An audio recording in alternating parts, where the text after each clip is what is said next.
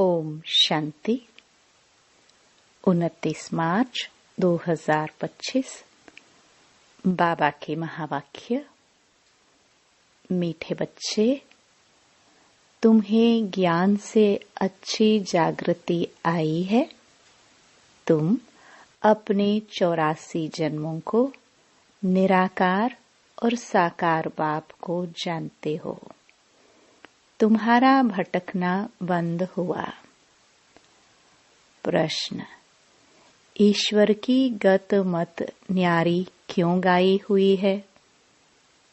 उत्तर: पहला, क्योंकि वह ऐसी मत देते हैं जिससे तुम ब्राह्मण सबसे न्यारे बन जाते हो। तुम सबकी एक मत हो जाती है। दूसरा, ईश्वर ही है जो सबकी सद्गति करते हैं, पुजारी से पूज्य बनाते हैं, इसलिए उनकी गत मत न्यारी है, जिसे तुम बच्चों के सिवाय कोई समझ नहीं सकता। ओम शांति।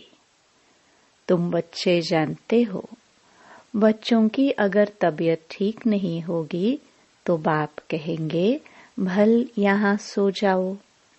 इसमें कोई हर्जा नहीं, क्योंकि सिखिलदे बच्चे हैं, अर्थात 5000 वर्ष बाद फिर से आकर मिले हैं। किसको मिले हैं? बेहद के बाप को। यह भी तुम बच्चे जानते हो, जिनको निश्चय है बरोबर हम बेहद के बाप से मिले हैं, क्योंकि बाप होता ही है एक हद का और दूसरा बेहद का। दुख में सब बेहद के बाप को याद करते हैं। सतयुग में एक ही लौकिक बाप को याद करते हैं, क्योंकि वहाँ है ही सुखधाम। लौकिक बाप उसको कहा जाता है जो इस लोक में जन्म देता है। पारलौकिक बाप तो एक ही बार आकर तुमको अपना बनाते हैं। तुम रहने वाले भी बाप के साथ अमरलोक में हो, जिसको परलोक परम धाम कहा जाता है। वह है परे ते परे धाम। स्वर्ग को परे ते परे नहीं कहेंगे। स्वर्ग नरक यहाँ ही होता है। नई दुनिया को स्वर्ग, पुरानी दुनिया को नरक कहा जाता है। अभी है पतित दुनिया, पुकारते भी हैं, हे पतित पावन आवो। सतयुग में ऐसे नहीं कहेंगे। जब से रावण राज्य होता है तब पतित बनते हैं। उनको कहेंगे 5 विकारों का राज्य। सतयुग में है ही निर्विकारी राज्य। भारत की कितनी जबरदस्त महिमा है, परंतु विकारी होने के कारण भारत की महिमा को जानते नहीं। भारत संपूर्ण निर्विकारी था जब यह लक्ष्मी नारायण राज्य करते थे। अभी वह राज्य नहीं है। वह राज्य कहाँ गया, यह पत्थर बुद्धियों को मालूम नहीं। और सभी अपने अपने धर्म स्थापक को जानते हैं। एक ही भारतवासी हैं जो न अपने धर्म को जानते न धर्म स्थापक को जानते हैं। और धर्म वाले अपने धर्म को तो जानते हैं, परंतु वह फिर कब स्थापन करने आएंगे यह नहीं जानते। सिख लोगों को भी यह पता नहीं है कि हमारा सिख धर्म पहले था नहीं। गुरु नानक ने आकर स्थापन किया तो जरूर फिर सुखधाम में नहीं रहेगा। तब ही गुरु नानक आकर फिर स्थापन करेंगे, क्योंकि वर्ल्ड की हिस्ट्री ज्योग्राफी रिपीट होती है ना। क्रिश्चियन धर्म भी नहीं था, फिर स्थापन हुई। पहले नई दुनिया थी, एक धर्म था, सिर्फ तुम भारतवासी ही थे। एक धर्म था, फिर तुमको 84 जन्म लेते लेते यह भी भूल गए हो कि हम ही देवता थे। फिर हम ही 84 जन्म लेते हैं। तब बाप कहते हैं, तुम अपने जन्मों को नहीं जानते हो, मैं बतलाता हूँ। आधा कल्प राम राज्य था, फिर रावण राज्य हुआ है। पहले है सूर्यवंशी घराना, फिर चंद्रवंशी घराना राम राज्य।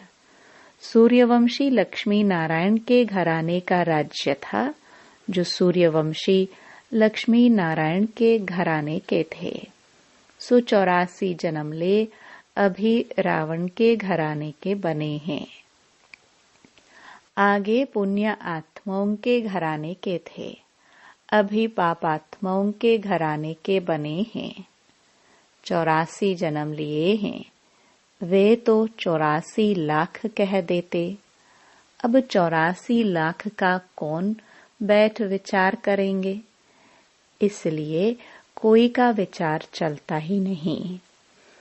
अभी तुमको बाप ने समझाया है, तुम बाप के आगे बैठे हो। निराकार बाप और साकार बाप दोनों ही भारत में नामी ग्रामी हैं। गाते भी है, परंतु बाप को जानते नहीं है। अज्ञान नींद में सोए पड़े हैं। ज्ञान से जागृति होती है। रोशनी में मनुष्य कभी धक्का नहीं खाते, अंधियारे में धक्के खाते रहते। भारतवासी पूज्य थे, अब पुजारी हैं।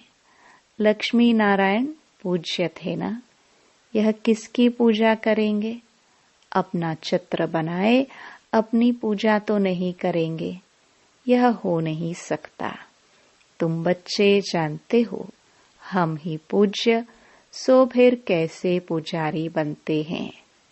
यह बातें और कोई समझ नहीं सकते, बाप ही समझाते हैं। इसलिए कहते भी हैं, ईश्वर की गत मत न्यारी है। अभी तुम बच्चे जानते हो, बाबा ने हमारी सारी दुनिया से गत मत न्यारी कर दी है। सारी दुनिया में अनेक मत मतांतर हैं। यहाँ तुम ब्राह्मणों की है एक मत, ईश्वर की मत और गत। गत अर्थात सदगति। सदगति दाता एक ही बाप है। गाते भी हैं, सर्व का सदगति दाता राम। परंतु समझते नहीं कि राम किसको कहा जाता है। कहेंगे जिधर देखो राम ही राम रहता है। इसको कहा जाता है अज्ञान अंधियारा। अंधियारे में है दुख, सोझरे में है सुख। अंधियारे में ही पुकारते हैं ना। बंदगी करना माना बाप को बुलाना, भीख मांगते हैं ना। देवताओं के मंदिर में जाकर भीख मांगना हुआ ना। सतयुग में भीख मांगने की दरकार नहीं। भिखारी को इंसॉल्वेंट कहा जाता है। सतयुग में तुम कितने सॉल्वेंट थे, उसको कहा जाता है सॉल्वेंट। भारत अभी इंसॉल्वेंट है, यह भी कोई समझते नहीं। कल्प की आयु उल्टी सुल्टी लिख देने से मनुष्यों का माथा ही फिर गया है। बाप बहुत प्यार से बैठ समझाते हैं। कल्प पहले भी बच्चों को समझाया था। मुझ पतित पावन बाप को याद करो तो तुम पावन बन जाएंगे। पतित कैसे बने हो? विकारों की खाद पड़ी है। सब मनुष्य जंक खाए हुए हैं। अब वह जंक कैसे निकले? मुझे याद करो। देह अभिमान छोड़ देही अभिमानी बनो। अपने को आत्मा समझो। पहले तुम ही आत्मा, फिर शरीर लेते हो। आत्मा तो अमर है, शरीर मृत्यु को पाता है। सतयुग को कहा जाता है अमर लोक, कलयुग को कहा जाता है मृत्यु लोक। दुनिया में यह कोई भी नहीं जानते कि अमर लोक था, फिर मृत्यु लोक कैसे बना। अमर लोक अर्थात अकाले मृत्यु नहीं होती, वहां आयु भी बड़ी रहती है। वह है ही पवित्र दुनिया। तुम राज ऋषि हो। ऋषि पवित्र को कहा जाता है। तुमको पवित्र किसने बनाया? उनको बनाते हैं शंकराचार्य, तुमको बना रहे हैं शिवाचार्य। यह कोई पढ़ा हुआ नहीं है। इन द्वारा तुमको शिव बाबा आकर पढ़ाते हैं। शंकराचार्य ने तो गर्भ से जन्म लिया, कोई ऊपर से अवतरित नहीं हुआ। बाप तो इनमें प्रवेश करते हैं, आते हैं, जाते हैं, मालिक है, जिसमें चाहे उनमें जा सकते हैं। बाबा ने समझाया है, कोई का कल्याण करने अर्थ मैं प्रवेश कर लेता हूँ। आता तो पतित तन में ही हूँ ना, बहुतों का कल्याण करता हूँ। बच्चों को समझाया है, माया भी कम नहीं है। कभी कभी ध्यान में माया प्रवेश कर उल्टा सुल्टा बुलवाती रहती है, इसलिए बच्चों को बहुत संभाल करनी है। कईयों में जब माया प्रवेश कर लेती है तो कहते हैं मैं शिव हूँ, फलाना हूँ। माया बड़ी शैतान है। समझदार बच्चे अच्छी रीति समझ जाएंगे कि यह किसका प्रवेश है। शरीर तो उनका मुकर्रर यह है ना, फिर दूसरे का हम सुने ही क्यों? अगर सुनते हो तो बाबा से पूछो, यह बात राइट है व नहीं। बाप झट समझा देंगे। कई ब्राह्मणियां भी इन बातों को समझ नहीं सकती कि यह क्या है। कोई में तो ऐसी प्रवेशता होती है जो चमाट भी मार देते, गालियां भी देने लग पड़ते। अब बाप थोड़े गाली देंगे। इन बातों को भी कई बच्चे समझ नहीं सकते। फर्स्ट क्लास बच्चे भी कहाँ कहाँ भूल जाते हैं। सब बातें पूछनी चाहिए, क्योंकि बहुतों में माया प्रवेश कर लेती है। फिर ध्यान में जाकर क्या क्या बोलते रहते हैं, इसमें भी बड़ी संभालना चाहिए। बाप को पूरा समाचार देना चाहिए। फलाने में मम्मा आती है, फलाने में बाबा आते हैं। इन सब बातों को छोड़ बाप का एक ही फरमान है कि मामेकम याद करो। बाप को और सृष्टि चक्र को याद करो। रचयिता और रचना का सिमरण करने वाले की शक्ल सदैव हर्षित रहेगी। बहुत हैं जिनका सिमरण होता नहीं है। कर्म बंधन बड़ा भारी है। विवेक कहता है, जबकि बेहद का बाप मिला है। कहते हैं मुझे याद करो, तो फिर क्यों न हम याद करें। कुछ भी होता है तो बाप से पूछो, बाप समझाएंगे। कर्म भोग तो अभी रहा हुआ है ना, कर्मातीत अवस्था हो जाएगी तो फिर तुम सदैव हर्षित रहेंगे। तब तक कुछ न कुछ होता है। यह भी जानते हो, मिरुआ मौत मलु का शिकार, विनाश होना है। तुम फरिश्ते बनते हो। बाकी थोड़े दिन इस दुनिया में हो, फिर तुम बच्चों को यह स्थूल वतन भासेगा नहीं। सूक्ष्म वतन और मूल वतन भासेगा। सूक्ष्म वतन वासियों को कहा जाता है फरिश्ते, वह बहुत थोड़ा समय बनते हो, जबकि तुम कर्मातीत अवस्था को पाते हो। सूक्ष्म वतन में हड्डी मांस होता नहीं। हड्डी मांस नहीं तो बाकी क्या रहा? सिर्फ सूक्ष्म शरीर होता है।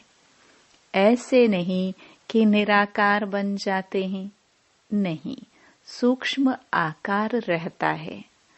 वहां की भाषा मूवी चलती है। आत्मा आवाज से परे है। उसको कहा जाता है सटल वर्ल्ड, सूक्ष्म आवाज होता है। यहाँ है टॉकी, फिर मूवी, फिर है साइलेंस। यहाँ टॉक चलती है। यह ड्रामा का बना बनाया पार्ट है। वहाँ है साइलेंस, वह मूवी और यह है टॉकी। इन तीन लोगों को भी याद करने वाले कोई विरले होंगे। बाप समझाते हैं, बच्चे सजाओं से छूटने के लिए कम से कम 8 घंटा कर्मयोगी बन कर्म करो, 8 घंटा आराम करो और 8 घंटा बाप को याद करो। इस प्रैक्टिस से तुम पावन बन जाएंगे। नींद करते हो, वह कोई बाप की याद नहीं है। ऐसे भी कोई न समझे कि बाबा के तो हम बच्चे हैं ना, फिर याद क्या करे। नहीं, बाप तो कहते हैं मुझे वहां याद करो, अपने को आत्मा समझ मुझे याद करो। जब तक योग बल से तुम पवित्र ना बनो, तब तक घर में भी तुम जा नहीं सकते। नहीं तो फिर सजाए खाकर जाना होगा। सूक्ष्म वतन मूल वतन में भी जाना है, फिर आना है स्वर्ग में। बाबा ने समझाया है, आगे चल अखबारों में भी पढ़ेगा, अभी तो बहुत टाइम है। इतनी सारी राजधानी स्थापन होती है, south, north, east, west, Bharat का कितना है। अब अखबारों द्वारा ही आवाज निकलेगा। बाप कहते हैं मुझे याद करो तो तुम्हारे पाप कट जाएंगे। बुलाते भी हैं, हे पतित पावन लिबरेटर, हमको दुख से छुड़ाओ।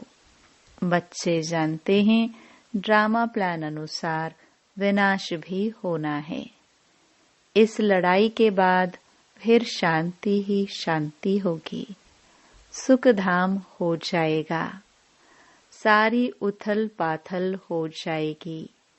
सतयुग में होता ही है एक धर्म, कलयुग में है अनेक धर्म।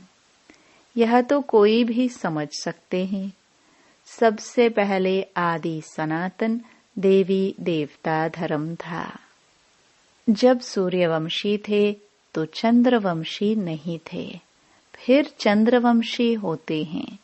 पीछे यह देवी देवता धर्म प्राय लोप हो जाता है।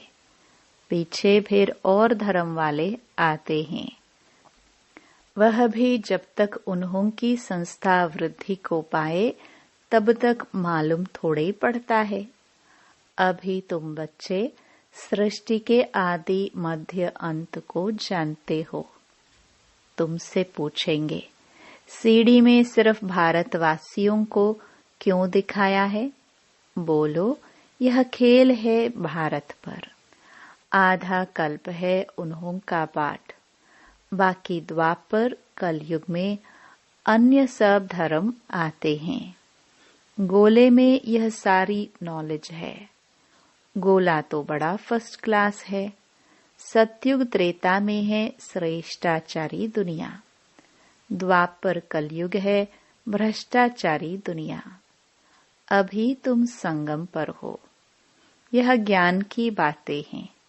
यह 4 युगों का चक्र कैसे फिरता है, यह किसको पता नहीं है। सतयुग में इन लक्ष्मी नारायण का राज्य होता है। इन्हों को भी यह थोड़ा ही पता रहता कि सतयुग के बाद फिर त्रेता होना है, त्रेता के बाद फिर द्वापर कलयुग आना है। यहाँ भी मनुष्यों को बिल्कुल पता नहीं। भल कहते हैं, परंतु कैसे चक्कर फिरता है यह कोई नहीं जानते। इसलिए बाबा ने समझाया है, सारा गीता पर जोर रखो। सच्ची गीता सुनने से स्वर्गवासी बनते हैं।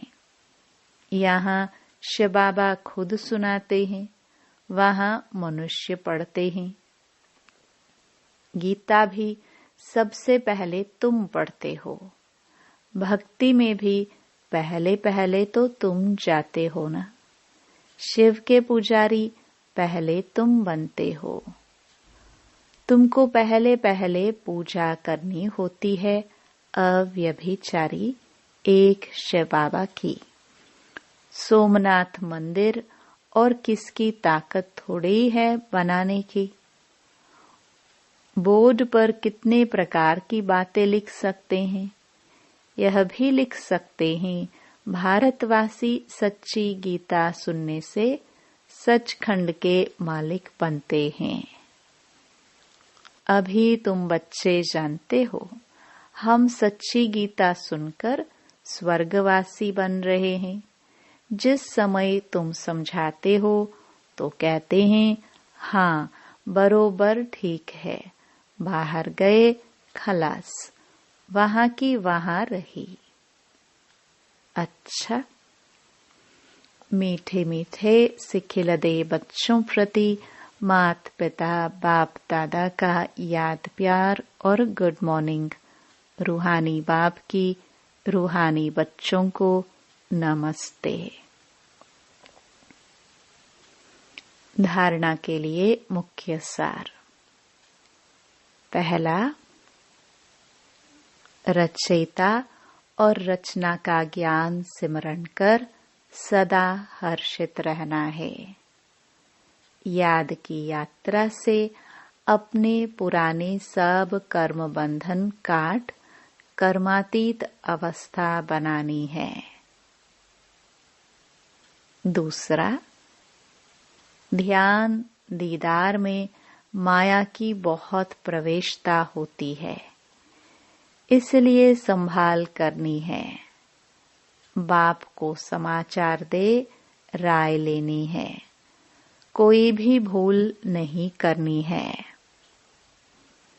वरदान, अपनी शुभ भावना द्वारा निर्बल आत्माओं में बल भरने वाले सदा शक्ति स्वरूप भव। सेवाधारी बच्चों की विशेष सेवा है स्वयं शक्ति स्वरूप रहना और सर्व को शक्ति स्वरूप बनाना, अर्थात निर्बल आत्माओं में बल भरना। इसके लिए सदा शुभ भावना और श्रेष्ठ कामना स्वरूप बनो। शुभ भावना का अर्थ यह नहीं कि किसी में भावना रखते रखते उसके भाववान हो जाओ। यह गलती नहीं करना। शुभ भावना भी बेहद की हो। एक के प्रति विशेष भावना भी नुकसानकारक है, इसलिए बेहद में स्थिति हो। निर्बल आत्माओं को अपनी प्राप्त हुई शक्तियों के आधार से शक्ति स्वरूप बनाओ। स्लोगन। अलंकार ब्राह्मण जीवन का श्रृंगार है, इसलिए अलंकारी बनो, देह अहंकारी नहीं। अव्यक्त इशारे। सत्यता और सभ्यता रूपी कल्चर को अपनाओ। कई बच्चे कहते हैं, वैसे क्रोध नहीं आता है, लेकिन कोई झूठ बोलता है तो क्रोध आ जाता है। उसने झूठ बोला, आपने क्रोध से बोला, तो दोनों में राइट कौन? कई चतुराई से कहते हैं कि हम क्रोध नहीं करते हैं, हमारा आवाज ही बड़ा है, आवाज ही ऐसा तेज है। लेकिन जब साइंस के साधनों से आवाज को कम और ज्यादा कर सकते हैं, तो क्या साइलेंस की पावर से अपने आवाज की गति को धीमी व तेजी नहीं कर सकते हो? अच्छा, ओम शांति।